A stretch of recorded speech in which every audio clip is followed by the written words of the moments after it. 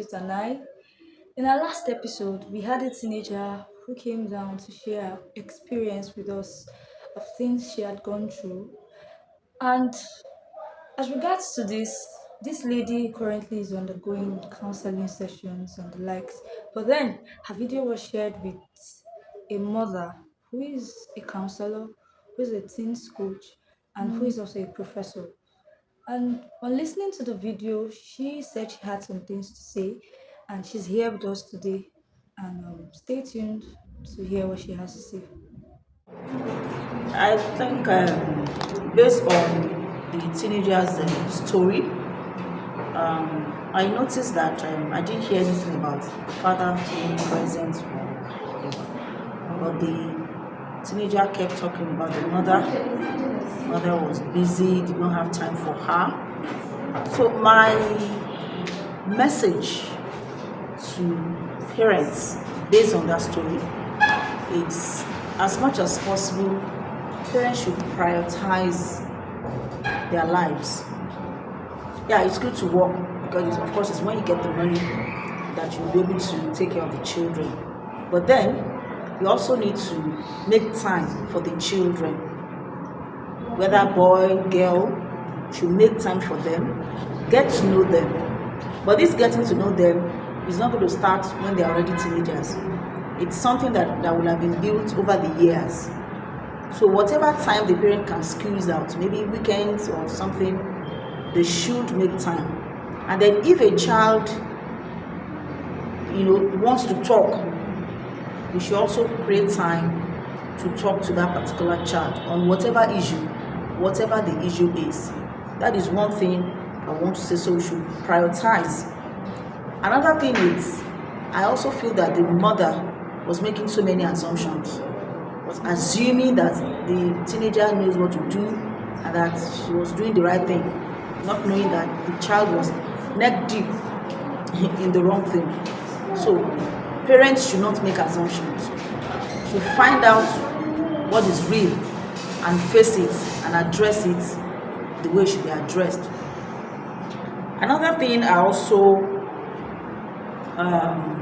noticed from that story is I felt the mother was living in denial, because the teenager said even some neighbors, came to report their observation. Maybe the mother was not always around, and there are some neighbors that were around and observing some of these things.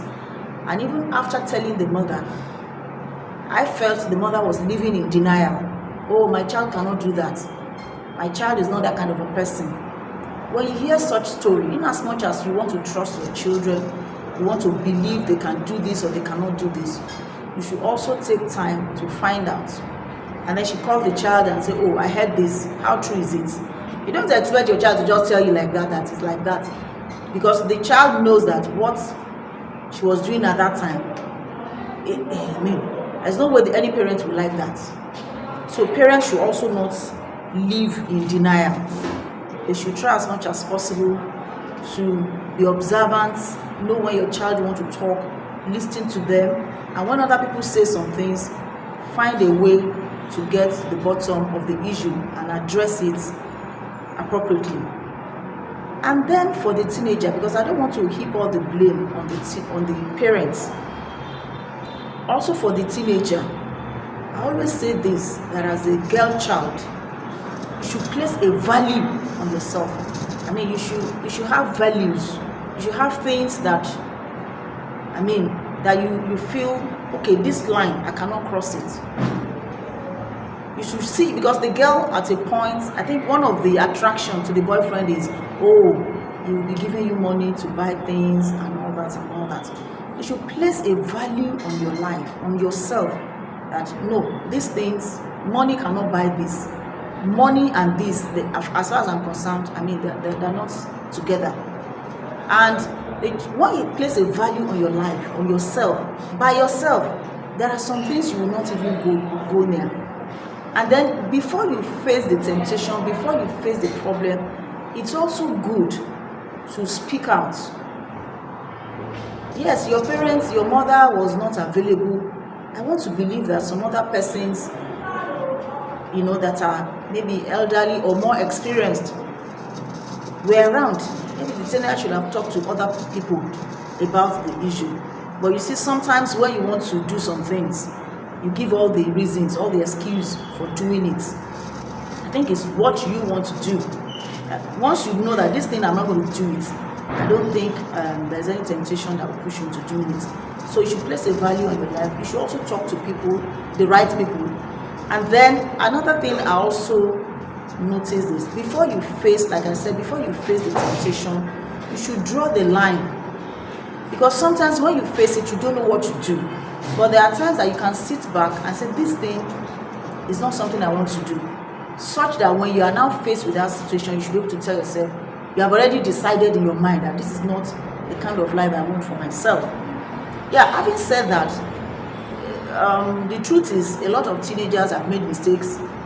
They have gone into errors. They have gone into lifestyles that even they themselves are tired of it.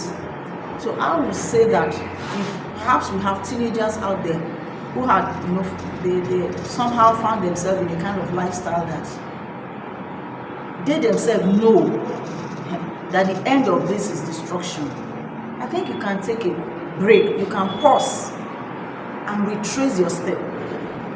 It's all a lie if somebody tells you that, oh, you have gone too far to go back. If you have gone far in the wrong direction, there's no point still going in that wrong direction. For you to get to your destination, you have to retrace your step. So perhaps you have teenagers who are, found themselves in such lifestyle. There's still hope. You can retrace your step. You can come back and start your life afresh. Cut off. I think the first thing is to cut off all those bad influences. Cut them off.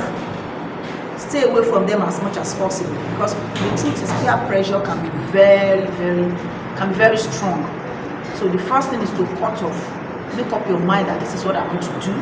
Cut off. Talk to people. Maybe tell your parents. Be more or less like an accountability. Somebody that you can tell and the person can check out. Oh, how are you doing? How are you coping? I hope you're not going back into such lifetime. Just to have an accountability partner that can check you, that can help you. And I feel putting all those things together, the teenagers can start on a clean slate.